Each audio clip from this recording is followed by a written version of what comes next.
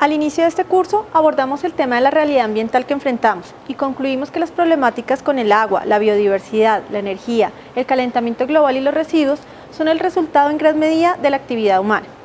Los seres humanos somos consumidores de los recursos como el agua y la energía, así como generadores de residuos y amenaza de flora y fauna. Ahora profundizaremos en la relación entre actividad humana y problemáticas ambientales. Empecemos hablando de cambio climático. El cambio climático hace referencia a un cambio en el clima atribuido directa o indirectamente a la actividad humana que altera la composición de la atmósfera mundial y que se suma a la variabilidad natural del clima durante periodos de tiempo comparables. Relacionado con el cambio climático encontramos el efecto invernadero, que inicialmente es un proceso natural pero también artificial, dando como resultado el efecto invernadero que asociamos a la problemática de calentamiento global y cambio climático. El proceso de efecto invernadero natural consiste en que la energía solar, en forma de luz visible, golpea la superficie de la Tierra y calienta el planeta. La Tierra emite energía de vuelta al espacio en forma de radiación térmica y los gases de efecto invernadero impiden que la radiación se escape. Lo que sucede con el efecto invernadero artificial, o como lo conocemos, es que a medida que la capa de gases de efecto invernadero se hace más espesa, menos energía es liberada en el espacio y el sistema restaura principalmente el equilibrio a través del calentamiento global de la atmósfera de la Tierra. Así, los incrementos de los gases de efecto invernadero en la superficie conducen a incrementos en la temperatura superficial de la Tierra. Dentro de los efectos críticos del cambio climático están las altas temperaturas con aumento en el riesgo, el decrecimiento en la cantidad y calidad del agua, el incremento en riesgos para la salud, el aumento de los niveles del mar, amenazas para la biodiversidad, impacto para los más vulnerables y desplazamiento de personas y refugiados ambientales. Pero ¿cuáles son los llamados gases de efecto invernadero? El más conocido de todos es el CO2 o dióxido de carbono, pero también el metano, el óxido nitroso y los sintéticos como los hidrofluorocarbonatos hacen parte de estos gases. Sobre el dióxido de carbono podemos decir que es responsable del 80% de las emisiones de efecto invernadero en el mundo, siendo China y Estados Unidos los países que más participan en la generación de estas emisiones. El carbono emitido en la quema de combustibles fósiles ha sido el componente dominante de la huella ecológica de la humanidad durante más de medio siglo y continúa aumentando, pasando del 36 al 53% en 50 años. Para el año 2004, y tomando como referencia las emisiones de CO2 en Estados Unidos, la combustión de combustibles fósiles era una de las actividades que más contribuía a la generación de CO2, seguida por la producción de hierro y acero, así como la manufactura de cemento. El transporte, la construcción y la generación de mucha de la energía que consumimos proviene de estas actividades. Por eso el consumo humano está relacionado con la generación de emisiones de gases como el CO2 y así con la problemática asociada de calentamiento global y cambio climático. Sobre el metano tenemos dos puntos clave por resaltar.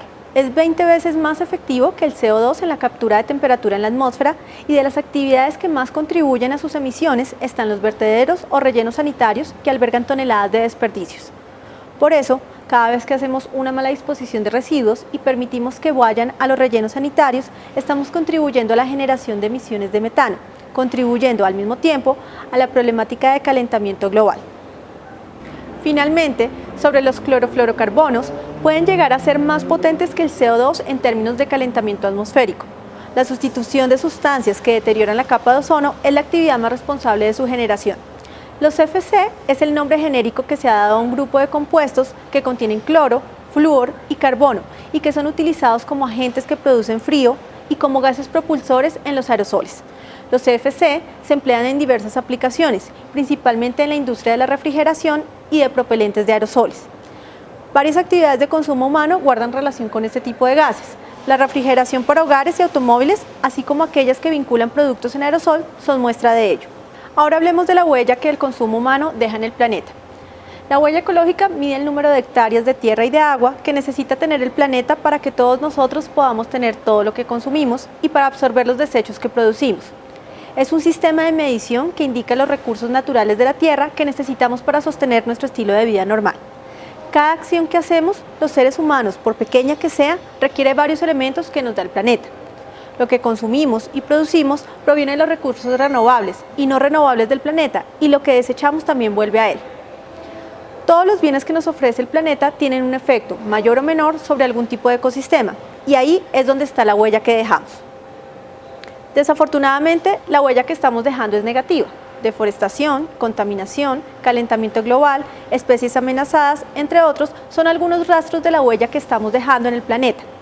¿Cuánto consumimos versus cuánto podemos consumir?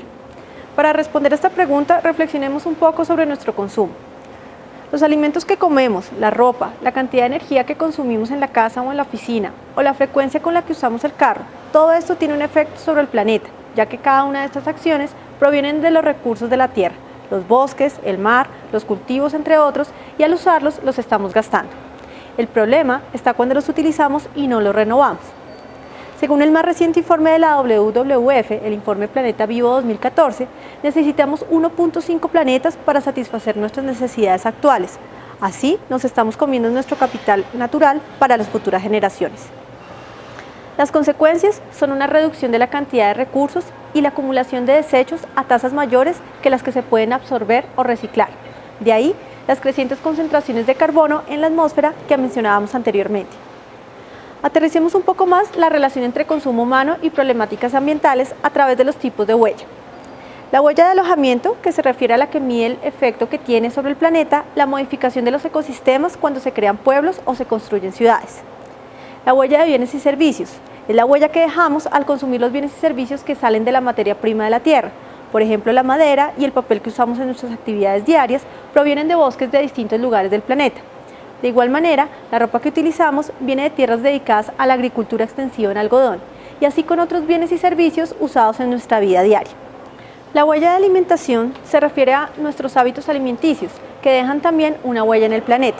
El consumo de frutas, verduras y cereales requiere de terrenos especiales para sus cultivos. De igual manera, con las carnes o el consumo de pescado que tiene un efecto directo en el equilibrio del ecosistema marino. Sobre la huella de carbono ya lo hemos mencionado, pero esta es una huella que relaciona nuestro consumo con el calentamiento global. Cerca del 50% de la huella ecológica global corresponde solo a la huella de carbono que proviene de los residuos de energía que usamos en la casa, en la calle o en la oficina, así como del transporte. La huella de carbono proviene en su mayoría de los combustibles fósiles como el petróleo. Piensa que cada vez que dejas un bombillo encendido, cada vez que prefieres desplazarte en carro en lugar de usar bicicleta o caminar, y cada vez que botas un envase plástico en lugar de reutilizarlo, estás aumentando las emisiones de CO2 y así estás aumentando la huella de carbono. Finalmente, la huella hídrica. Habíamos dicho que la interacción que tenemos con el agua se constituye de nuestra huella hídrica. Más de 1 millón de litros de agua que usa una persona para beber, cocinar o lavar. Un concepto para agregar, la biocapacidad. Esa reserva ecológica de la cantidad de tierra disponible para producir todo aquello que necesitamos. En 50 años, la huella ecológica per cápita aumentó de 2.5 a 2.7 hectáreas globales per cápita, de tal manera que aunque la biocapacidad ha aumentado globalmente, hay menos para repartir y ante la proyección de que la población mundial alcanzará los 9.600 millones en 2050, la biocapacidad disponible para cada uno de nosotros se reducirá aún más y será un reto cada vez mayor mantener los aumentos de biocapacidad ante la degradación del suelo, la escasez de agua dulce y el aumento en los costos de la energía. Finalmente, ¿por qué la relación entre el consumo humano y las problemáticas ambientales debe importarnos? Así como nosotros afectamos con nuestro consumo el entorno en el que vivimos, los cambios ambientales nos afectan a todos. La manera en que actualmente suplimos nuestras necesidades está comprometiendo la capacidad de futuras generaciones de suplir las suyas propias, contrario al concepto de desarrollo sostenible del que ya habíamos hablado. Debe importarnos porque la población del mundo está creciendo a un ritmo acelerado y la mayoría de la población mundial vive en las ciudades, porque los ecosistemas forestales proporcionan albergue, medios de vida, agua, combustibles y seguridad alimentaria para más de 2.000 millones de personas. La producción de alimentos es responsable de casi el 70% del agua y el 30% de la energía utilizadas mundialmente. La pesca provee el 15% de la proteína animal en nuestras dietas y hasta el 50% en las dietas de los países menos desarrollados de África y Asia. 45% del agua dulce usada en los países industrializados es para la generación de energía. Una tercera parte de las principales ciudades del planeta dependen de las reservas de la naturaleza para obtener agua potable. Además, el costo estimado del daño ambiental global en 2008 fue de $600 millones, equivalente al 11% del PIB global. Entre las 63 áreas urbanas más pobladas, 39 están expuestas al menos a un alto riesgo natural, incluyendo inundaciones, ciclones y sequías. La seguridad de alimentos, agua y energía y la salud del ecosistema están íntimamente relacionadas. Son muchas las razones por las que esta relación entre consumo humano y problemáticas ambientales debe importarnos. Finalmente, la manera en que suplimos nuestras demandas afecta la salud de los ecosistemas y la salud de los ecosistemas afecta las habilidades de suplir estas demandas. Hemos visto cómo el consumo humano se relaciona con las problemáticas ambientales y más allá, el por qué debe importarnos. Desde el marketing verde, conocer esta relación, interpretarla y aterrizarla a nuestro contexto como consumidores o como gestores de marketing que incentivamos el consumo es clave para actuar de manera estratégica hacia adelante. En la próxima lección hablaremos sobre la relación entre la gestión de las empresas y el consumo verde.